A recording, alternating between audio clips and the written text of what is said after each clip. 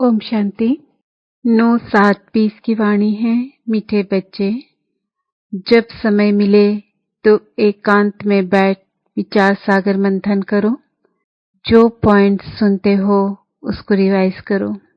प्रश्न, तुम्हारी याद की यात्रा पूरी कब होगी? उत्तर, जब तुम्हारी कोई भी कर्मेंद्रियां धोखा ना दे, कर्मातीत अवस्था हो जाए, तब याद की यात्रा पूरी होगी। अभी तुमको पूरा पुरुषार्थ करना है, ना उम्मीद नहीं बनना है, सर्विस पर तत्पर रहना है। ओम शांति। मीठे मीठे बच्चे आत्म अभिमानी होकर बैठे हो। बच्चे समझते हैं आधा कल्प हम देह अभिमान में रहे हैं। अब देही अभिमानी हो रहने के लिए मेहनत करनी पड़ती है। बाप आकर समझाते हैं अपने को आत्मा समझकर बैठो, तब ही बाप याद आएगा, नहीं तो भूल जाएंगे। याद नहीं करेंगे तो यात्रा कैसे कर सकेंगे? पाप कैसे कटेंगे? घाटा पड़ जाएगा। यह तो घड़ी घड़ी याद करो, यह है मुख्य बात। बाकी तो बाप अनेक प्रकार की युक्तियां बतलाते हैं। रॉन्ग क्या है, राइट क्या है, वह भी समझाया है। बाप तो ज्ञान का सागर है, भक्ति को भी जानते हैं। बच्चों को भक्ति में क्या क्या करना पड़ता है समझाते हैं। यह यज्ञ तप आदि करना, यह सब है भक्ति मार्ग। भल बाप की महिमा करते हैं, परंतु उल्टी। वास्तव में कृष्ण की महिमा भी पूरी नहीं जानते। हर एक बात को समझना चाहिए ना। जैसे कृष्ण को वैकुंठनाथ कहा जाता है। अच्छा, बाबा पूछते हैं, कृष्ण को त्रिलोकीनाथ कहा जा सकता है? गाया जाता है ना त्रिलोकीनाथ। अब त्रिलोकी के नाथ अर्थात 3 लोक, मूल वतन, सूक्ष्म वतन, स्थूल वतन। तुम बच्चों को समझाया जाता है तुम ब्रह्मांड के भी मालिक हो। कृष्ण ऐसे समझते होंगे कि हम ब्रह्मांड के मालिक हैं? नहीं, वह तो वैकुंठ में थे। वैकुंठ कहा जाता है स्वर्ग, नई दुनिया को। तो वास्तव में त्रिलोकीनाथ कोई भी है नहीं। बाप राइट बात समझाते हैं। 3 लोग तो हैं। ब्रह्मांड का मालिक शिव बाबा भी है, तुम भी हो। सूक्ष्म वतन की तो बात ही नहीं। स्थूल वतन में भी वह मालिक नहीं है। न स्वर्ग का न नरक का मालिक है। कृष्ण है स्वर्ग का मालिक, नरक का मालिक है रावण। इनको रावण राज्य, आसुरी राज्य कहा जाता है। मनुष्य कहते भी हैं, परंतु समझते नहीं हैं। तुम बच्चों को बाप बैठ समझाते हैं। रावण को 10 शीश देते हैं, 5 विकार स्त्री के, 5 विकार पुरुष के। अब 5 विकार तो सबके लिए हैं, सब है ही रावण राज्य में। अभी तुम श्रेष्ठाचारी बन रहे हो। बाप आकर श्रेष्ठाचारी दुनिया बनाते हैं।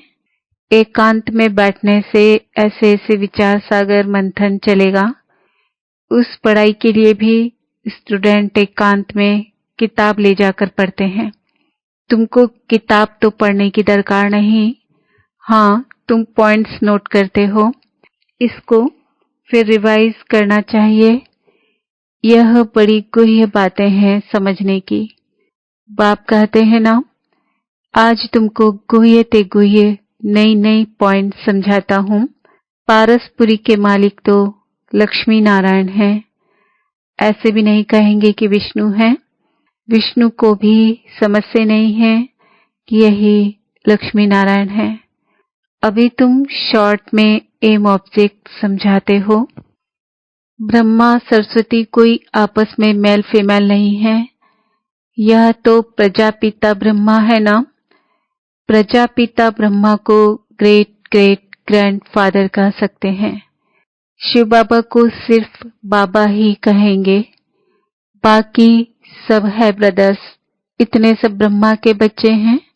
सबको मालूम है हम भगवान के बच्चे ब्रदर्स हो गए, परंतु वह है निराकारी दुनिया में। अभी तुम ब्राह्मण बने हो, नई दुनिया सत्युग को कहा जाता है। इनका नाम फिर पुरुषोत्तम संगम युग रखा है। सत्युग में होते ही हैं पुरुषोत्तम। यह बड़ी वंडरफुल बातें हैं। तुम नई दुनिया के लिए तैयार हो रहे हो।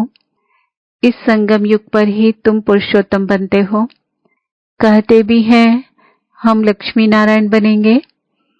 यह है सबसे उत्तम पुरुष। उन्हों को फिर देवता कहा जाता है। उत्तम से उत्तम नंबर 1 है लक्ष्मी नारायण। फिर नंबरवार तुम बच्चे बनेंगे। सूर्यवंशी घराने को उत्तम कहेंगे। नंबर 1 तो है ना। आहिस्ते आहिस्ते कला कम होती है। अभी तुम बच्चे नई दुनिया का मुहूर्त करते हो। जैसे नया घर तैयार होता है तो बच्चे खुश होते हैं, मुहूर्त करते हैं। तुम बच्चे भी नई दुनिया को देख खुश होते हो, मुहूर्त करते हो। लिखा हुआ भी है, सोने के फूलों की वर्षा होती है। तुम बच्चों को कितना खुशी का पारा चढ़ना चाहिए। तुमको सुख और शांति दोनों मिलते हैं। दूसरा कोई नहीं जिनको इतना सुख और शांति मिले। दूसरे धर्म आते हैं तो द्वैत हो जाता है। तुम बच्चों को अपार खुशी है हम पुरुषार्थ कर ऊंच पद पाएं। ऐसे नहीं कि जो तकदीर में होगा सो मिलेगा। पास होने होंगे तो होंगे नहीं। हर बात में पुरुषार्थ जरूर करना है। पुरुषार्थ नहीं पहुंचता है तो कह देते जो नसीब में होगा। फिर पुरुषार्थ करना ही बंद हो जाता है। बाप कहते हैं तुम माताओं को कितना ऊंच बनाता हूं। फीमेल का मान सब जगह है। विलायत में भी मान है।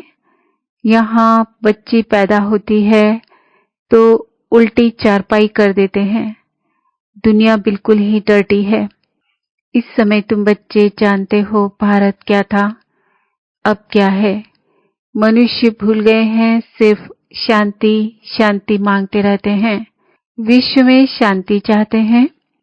तुम यह लक्ष्मी नारायण का चित्र दिखाओ। इन्हों का राज्य था तो पवित्रता सुख शांति भी थी। तुमको ऐसा राज्य चाहिए ना। मूल वतन में तो विश्व की शांति नहीं कहेंगे। विश्व में शांति तो यहाँ होगी ना। देवताओं का राज्य सारे विश्व में था।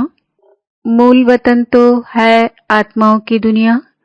मनुष्य तो यह भी नहीं जानते कि आत्माओं की दुनिया होती है। बाप कहते हैं हम तुमको कितना ऊंच पुरुषोत्तम बनाता हूं। यह समझाने की बात है, ऐसे नहीं रड़ियां मारेंगे भगवान आया है तो कोई मानेगा नहीं और ही गाली खाएंगे और खिलाएंगे। कहेंगे बीके अपने बाबा को भगवान कहती है। ऐसे सर्विस नहीं होती है। बाबा युक्ति बताते रहते हैं। कमरे में 8-10 चित्र दीवार में अच्छी रीति लगा दो और बाहर में लिख दो बेहद के बाप से बेहद सुख का वर्षा लेना है अथवा मनुष्य से देवता बनना है तो आओ हम आपको समझाएं। ऐसे बहुत आने लग पड़ेंगे। आपे ही आते रहेंगे। विश्व में शांति तो थी ना। अभी इतने ढेर धर्म है। तमो प्रधान दुनिया में शांति कैसे हो सकती है। विश्व में शांति वह तो भगवान ही कर सकता है। शिव बाबा आते हैं, जरूर कुछ सौगात लाते होंगे। एक ही पाप है जो इतना दूर से आते हैं और यह बाबा एक ही बार आते हैं। इतना बड़ा बाबा 5000 वर्ष के बाद आते हैं। मुसाफिरी से लौटते हैं तो बच्चों के लिए सौगात ले आते हैं ना। स्त्री का पति भी बच्चों का बाप तो बनते हैं ना। फिर दादा परदादा तरदादा बनते हैं। इनको तुम बाबा कहते हो। फिर ग्रैंडफादर भी होगा, ग्रेट ग्रैंडफादर भी होगा। बिरादरियां है ना। एडम आदिदेव नाम है परंतु मनुष्य समझ से नहीं है। तुम बच्चों को पाप पैट समझाते हैं। पाप द्वारा सृष्टि चक्र की हिस्ट्री ज्योग्राफी को तुम जानकर चक्रवर्ती राजा बन रहे हो। बाबा कितना प्यार और रुचि से पढ़ाते हैं, तो इतना पढ़ना चाहिए ना। सवेरे का टाइम तो सब फ्री होते हैं। सुबह का क्लास होता है आधा पौना घंटा। मुरली सुनकर फिर चले जाओ। याद तो कहाँ भी रहते कर सकते हो। इतवार का दिन तो छुट्टी है। सवेरे 2-3 घंटा बैठ जाओ। दिन की कमाई को मेकअप कर लो, पूरी झोली भर दो। टाइम तो मिलता है ना। माया के तूफान आने से याद नहीं कर सकते हैं। बाबा बिल्कुल सहज समझाते हैं। भक्ति मार्ग में कितने सत्संगों में जाते हैं। कृष्ण के मंदिर में, फिर श्रीनाथ के मंदिर में, फिर और किसके मंदिर में जाएंगे। यात्रा में भी कितने व्यभिचारी बनते हैं। इतनी तकलीफ भी लेते, फायदा कुछ नहीं। ड्रामा में यह भी नूंद है, फिर भी होगा। तुम्हारी आत्मा में पाठ भरा हुआ है। सत्युग त्रेता में जो पाठ कल पहले बजाया है वही बजाएंगे। मोटी बुद्धि यह भी नहीं समझते हैं। जो महीन बुद्धि है वही अच्छी रीति समझकर समझा सकते हैं। उन्हें अंदर वासना आती है कि यह अनादि नाटक बना हुआ है। दुनिया में कोई नहीं समझते यह बेहद का नाटक है। इनको समझने में भी टाइम लगता है। हर एक बात डिटेल में समझाकर फिर कहा जाता है। मुख्य है याद की यात्रा। सेकंड में जीवन मुक्ति भी गाया हुआ है। और फिर यह भी गायन है कि ज्ञान का सागर है। सारा सागर स्याही बनाओ, जंगल को कलम बनाओ, धरती को कागज बनाओ, तो भी अंत नहीं आ सकती। शुरू से लेकर तुम कितना लिखते आए हो। ढेर कागज हो जाए, तुमको कोई धक्का नहीं खाना है। मुख्य है ही अल्फ, बाप को याद करना है। यहाँ भी तुम आते हो शिव बाबा के पास। शिव बाबा इनमें प्रवेश कर तुमको कितना प्यार से पढ़ाते हैं। कोई भी बड़ाई नहीं है। बाप कहते हैं मैं आता हूँ पुराने शरीर में। कैसे साधारण रीति शिव बाबा आकर पढ़ाते हैं। कोई अहंकार नहीं। बाप कहते हैं तुम मुझे कहते ही हो बाबा पतित दुनिया पतित शरीर में आओ, आकर हमको शिक्षा दो। सत्युग में नहीं बुलाते हो कि आकर हीरे जवाहरतों के महल में बैठो, भोजन आदि पाओ। शिव बाबा भोजन पाते ही नहीं, आगे बुलाते थे कि आकर भोजन खाओ। 36 प्रकार का भोजन खिलाते थे। यह फिर भी होगा। यह भी चरित्र ही कहे। कृष्ण के चरित्र क्या है। वह तो सत्युग का प्रिंस है। उनको पतित पावन नहीं कहा जाता। सत्युग में यह विश्व के मालिक कैसे बने हैं, यह भी अभी तुम जानते हो। मनुष्य तो बिल्कुल घोर अंधियारे में है। अभी तुम घोर रोशनी में हो। बाप आकर रात को दिन बना देते हैं। आधा कल्प तुम राज्य करते हो तो कितनी खुशी होनी चाहिए। तुम्हारी याद की यात्रा पूरी तब होगी जब तुम्हारी कोई भी कर्मेंद्रियां धोखा न दे, कर्मातीत अवस्था हो जाए, तब याद की यात्रा पूरी होगी। अभी पूरी नहीं हुई है। अभी तुमको पूरा पुरुषार्थ करना है, ना उम्मीद नहीं बनना है। सर्विस और सर्विस। बाप भी आकर बूढ़े तन से सर्विस कर रहे हैं ना। बाप करण करावनहार है। बच्चों के लिए कितना फिक्र रहता है। यह बनाना है, मकान बनाना है। जैसे लौकिक बाप को हद के ख्यालात रहते हैं, वैसे पारलौकिक बाप को बेहद का ख्याल रहता है। तुम बच्चों को ही सर्विस करनी है। दिन प्रतिदिन बहुत सहज होता जाता है। जितना विनाश के नजदीक आते जाएंगे उतना ताकत आती जाएगी। गाया हुआ भी है, भीष्म पितामह आदि को पिछाड़ी में तीर लगे, अभी तीर लग जाए तो बहुत हंगामा हो जाए, इतनी भीड़ हो जाए जो बात मत पूछो। कहते हैं ना, माथा खुजालने की फुर्सत नहीं, ऐसे कोई है नहीं, परंतु भीड़ हो जाती है तो फिर ऐसे कहा जाता है, जब इन्हों को तीर लग जाए तो फिर तुम्हारा प्रभाव निकलेगा। सब बच्चों को बाप का परिचय मिलना तो है। तुम 3 पैर पृथ्वी में भी यह अविनाशी हॉस्पिटल और कॉडली यूनिवर्सिटी खोल सकते हो। पैसा नहीं है तो भी हर्जा नहीं है, चित्र तुमको मिल जाएंगे। सर्विस में मान अपमान, दुख सुख, ठंडी गर्मी सब सहन करनी है।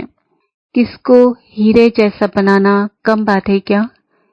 बाप कभी थकता है क्या? तुम क्यों थकते हो? अच्छा, मीठे मीठे सिकीलदे बच्चों प्रति मात पिता बाप दादा का याद प्यार और गुड मॉर्निंग। रूहानी बाप की रूहानी बच्चों को नमस्ते। हम रूहानी बच्चों की रूहानी बाप दादा को याद प्यार, गुड मॉर्निंग, नमस्ते, ओम शांति। धारणा के लिए मुख्य सार। सवेरे के समय आधा पौना घंटा बहुत प्यार व रुचि से पढ़ाई पढ़नी है। बाप की याद में रहना है। याद का ऐसा पुरुषार्थ हो जो सब कर्मेंद्रियां वश में हो जाए। सर्विस में दुख सुख, मान अपमान, गर्मी ठंडी सब कुछ सहन करना है। कभी भी सर्विस में थकना नहीं है। 3 पैर पृथ्वी में भी हॉस्पिटल कम यूनिवर्सिटी खोल हीरे जैसा बनाने की सेवा करनी है। वरदान। सर्व शक्तियों की लाइट द्वारा आत्माओं को रास्ता दिखाने वाले चैतन्य लाइट हाउस भव। यदि सदा इस स्मृति में रहो कि मैं आत्मा विश्व कल्याण की सेवा के लिए परमधाम से अवतरित हुई हूँ, तो जो भी संकल्प करेंगे, बोलेंगे, उसमें विश्व कल्याण समाया हुआ होगा और यही स्मृति लाइट हाउस का कार्य करेगी। जैसे उस लाइट हाउस से एक रंग की लाइट निकलती है, ऐसे आप चैतन्य लाइट हाउस द्वारा सर्व शक्तियों की लाइट आत्माओं को हर कदम में रास्ता दिखाने का कार्य करती रहेगी। स्लोगन। स्नेह और सहयोग के साथ शक्ति रूप बनो तो राजधानी में नंबर आगे मिल जाएगा। आज का सुमान है, मैं आत्मा चैतन्य लाइट हाउस हूँ। ओम शांति।